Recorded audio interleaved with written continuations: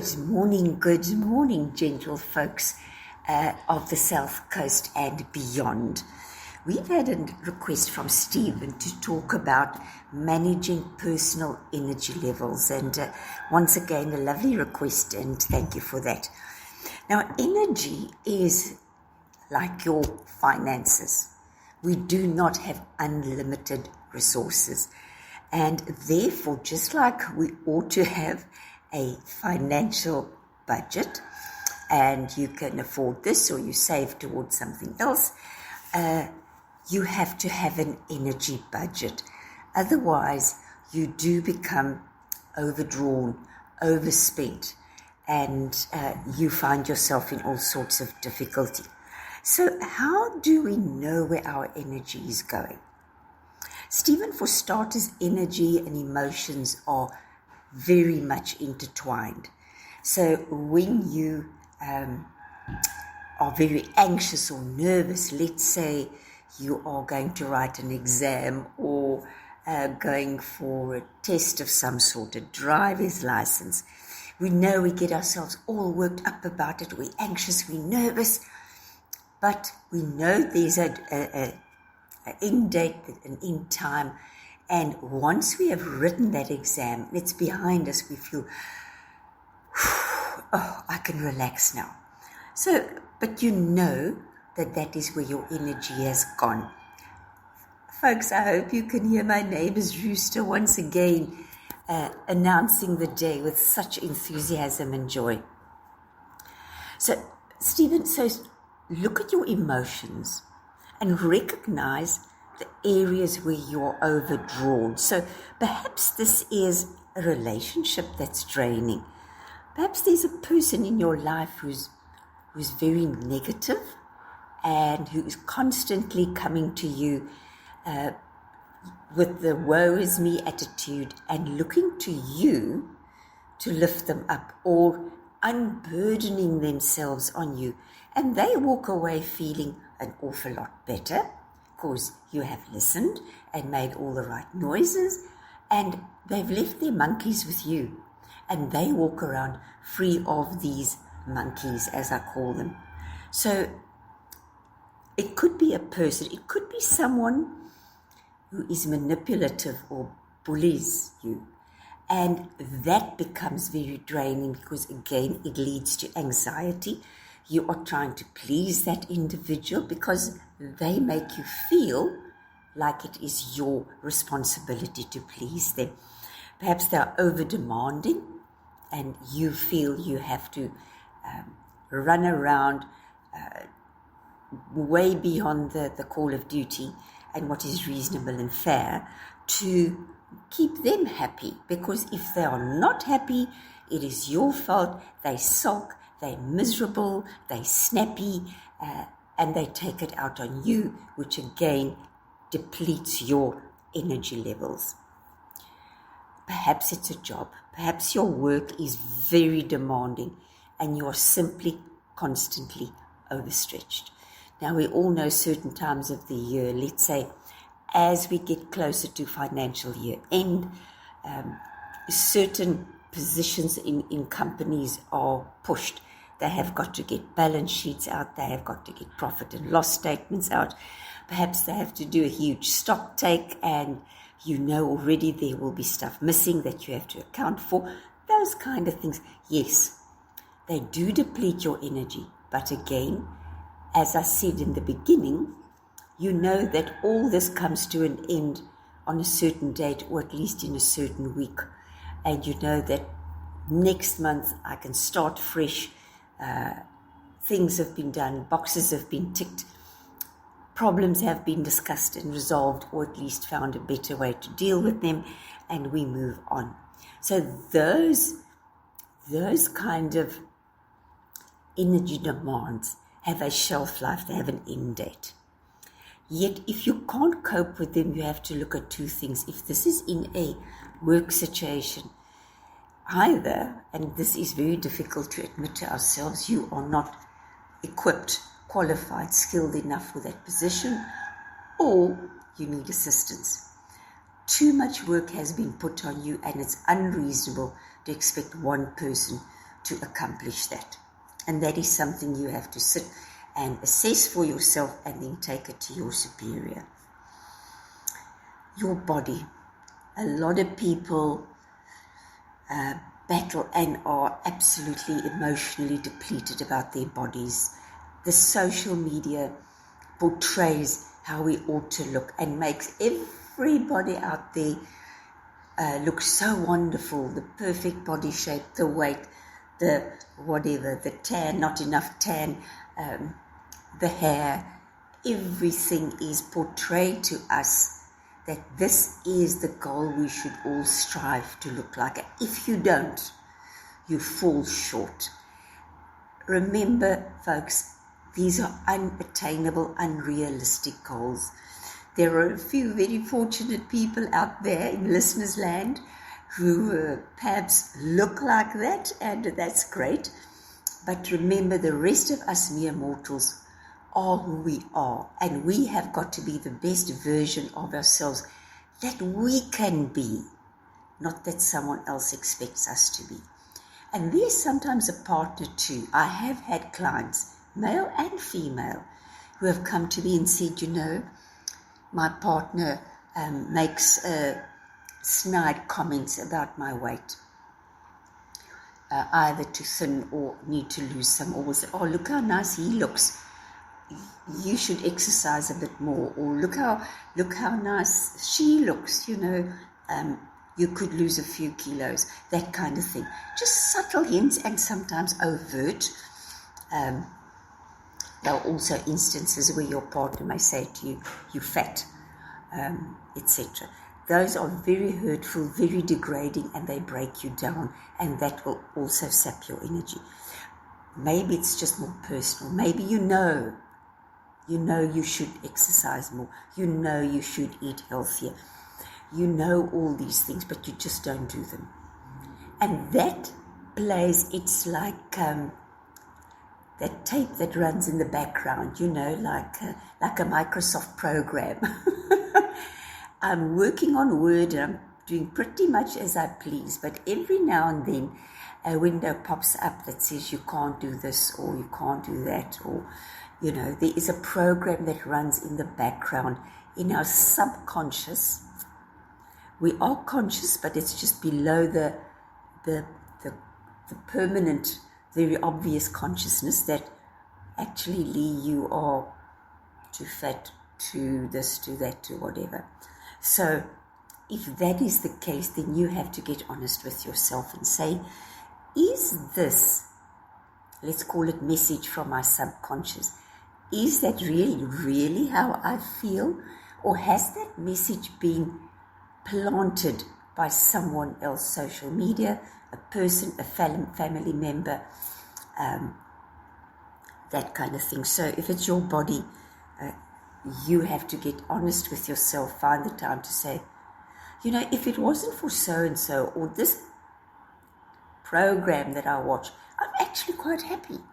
But he, it, she, makes me believe that I shouldn't be happy because I'm not this or that or the next thing.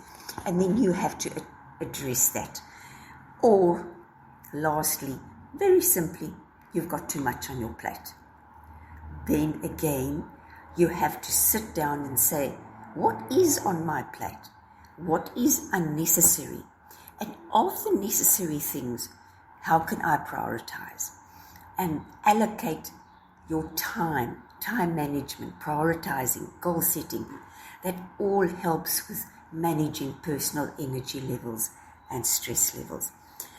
Of course, if we look behind what's eating our energy and draining our energy, it is more likely in 90% of the cases poor managing of your boundaries.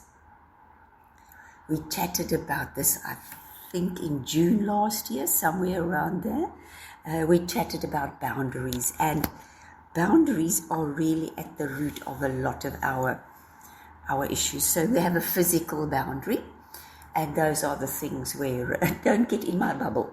It was great during COVID when people in the bank and in the supermarket had to stand a meter behind you, and now we're back standing on top of each other. And sometimes you just feel you're in my bubble.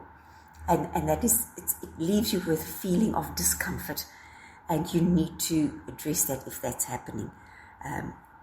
If your door's closed, is someone not respecting it? Are they coming into your office or your bedroom or your private space where you need your time with yourself or who you choose to invite in? And if that's not being respected, that is a physical boundary. Someone who's looking at your phone, someone who's scratching in your handbag or your briefcase.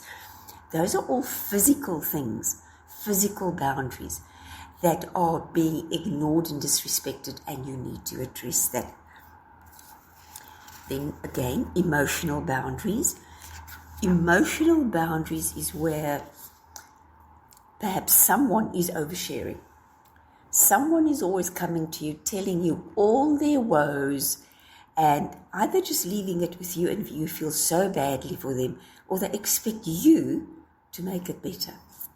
Perhaps a parent, perhaps a sibling, or it can be your significant other who's always complaining about emotional issues, and they leave it with you, they overshare, they look to you for answers, and that makes you feel anxious and overwhelmed and drained. Again, you must know that you have the right to say, no, I'm not in a space to listen to you now. So please, I will let you know when I am in a space where I can listen to you and give you the attention that you need. Or you can say, and again, it's managing a boundary.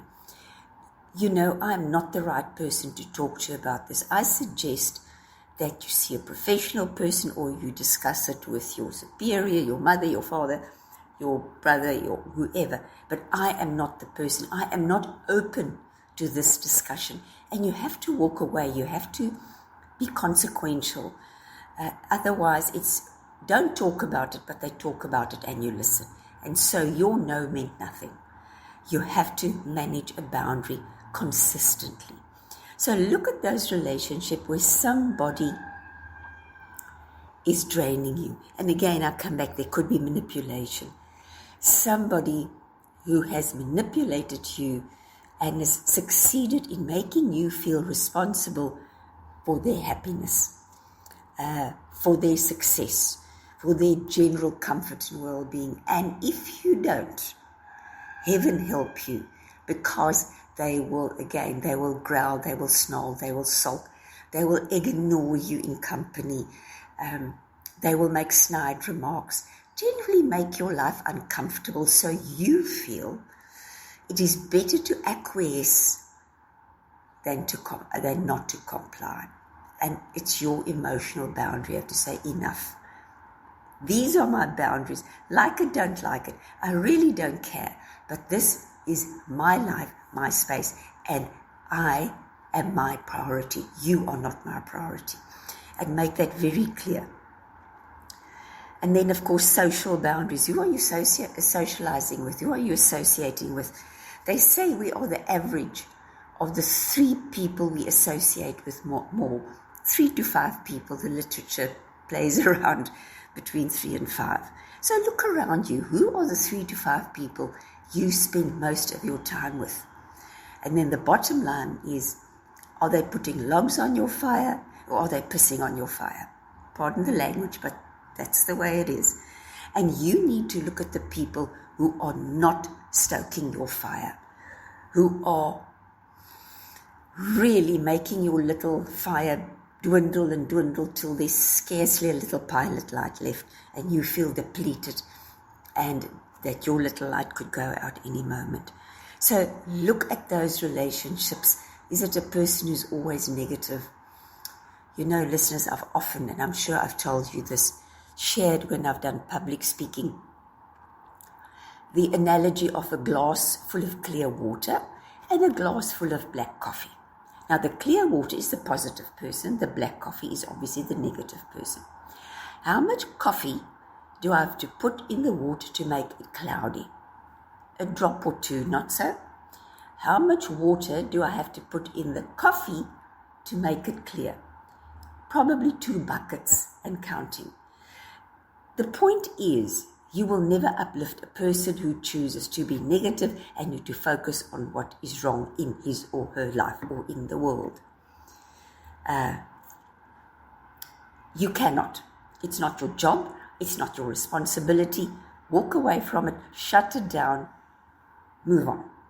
Let them take responsibility for their attitude to life. Many, many years ago, must be 30 years ago, my husband and I knew a particular gentleman who would do that. If you'd bump into him in the supermarket aisle and you say, "How are you?" he would tell you about all his ills, all the woes, his children that have got the flu, the pothole, the leak, the toothache. You walk away totally miserable, feel like you've been smacked with a wet fish. And we learn to avoid him. So if you need to avoid that person, avoid them at all cost. Associate yourself with positive people who focus, who choose. It's a deliberate choice we make every day to focus on what's good and right in your life and in the world. We are not denying there are issues. We are not denying there are problems in the world, but we choose not to let them dominate your life. Because where you focus, remember there's a saying, where your focus goes, your energy flows. I'll say that again. Where your focus goes, your energy flows. So if you wake up in the morning and say, "Oh, I've got to drive to work again, and I've got all the potholes, and the traffic is going to be a nightmare. Oh, and if there's an accident on the road, I'm okay." You've already ruined the day before it started. But if you wake up and you say, "Wow, what a fantastic morning. If there are issues on the road, you know what? I am going to listen to the radio. I'm going to download a podcast I can listen to. I am going to think about what I'm grateful for. I'm going to look at the blue sky or the beautiful rain," whatever.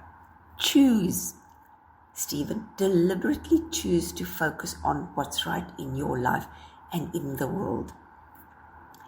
So that is a choice we make. Who we associate with, who we spend our time with, what we focus on. Where your focus goes, your energy flows. And that's a great indicator of how to manage your energy levels. Where is your focus? Then balance. Of course, if you are out of balance, like the seesaw, if there's a big child at the one end and a little kitty on the other end, the little kitty is always going to be up in the air, and the poor little bigger child is always going to be stuck on the ground. There's not going to be an even sway between two evenly weighted objects. So we do a pie chart, as I suggested last week, and do a pie chart of your day, 24-hour day. How big is the slice that I sleep? How big is the slice that I work? How big is the slice that I socialize? And then lastly, listeners, everyone out there, my pet aversion at the moment, how much screen time are you spending? It is not adding quality to your life. It is not improving your energy levels.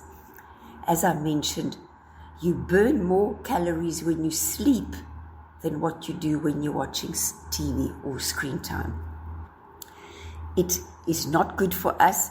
It negatively affects our synapses, our cognitive development. It overstimulates the brain in a bad way. We get deliberately, it is designed that way, we get addicted to the dopamine release, which makes us want more of that particular program, etc., etc. Go for a walk, meditate, read a book, talk to your dog, write in your journal. How was my day? What was good about this day? What was not so good about this day? Have a think about it. What can I do differently tomorrow? And then in the morning, make some quiet time when you first wake up. And listeners, if that means you wake up 15 minutes earlier, do it. This is your life, and life is choices, and choices have consequences. So choose to improve your life by waking up a little bit earlier, finding a quiet spot before the world wakes up, and go and meditate. I know it's a big word. And by that I mean find quiet time that you can think about the day. What do I want to, and I use this word deliberately, create today. Don't sit there, well, I'll see what happens today. Let my life unfold or not by accident. Create. Set the tone, set the direction for the day. And then walk into the day with a spring in your step and a goal. And see what a difference that makes. So I want to end off this chat with you to say hope is not a strategy. Don't hope today will be fine. Create today to be fine. So listeners, Stephen, start the day with positive intentions and achievable goals. And as you achieve those achievable goals, you raise the bar slightly. You create the balance. You know when you rest, when you read, when you sleep, when you work.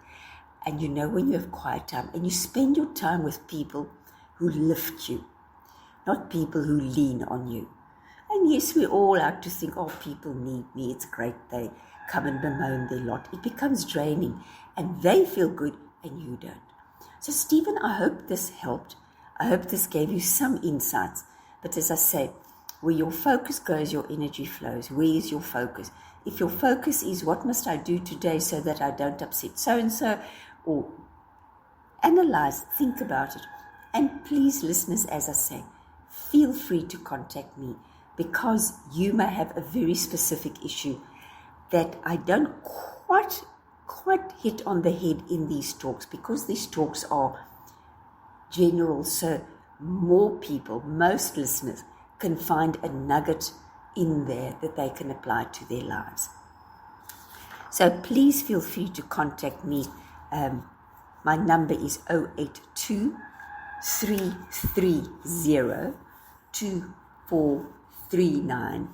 And of course, you have these talks on Spotify and on YouTube. Please like them, follow them, so that more listeners can have access to them. And with that, I wish you all a wonderful day. And please keep the requests coming so you and I can unpack what is interesting, perplexing for you, to you, and perhaps what you are just a little bit curious about. The radio station you can't live without. This is your radio. This is South Coast Radio.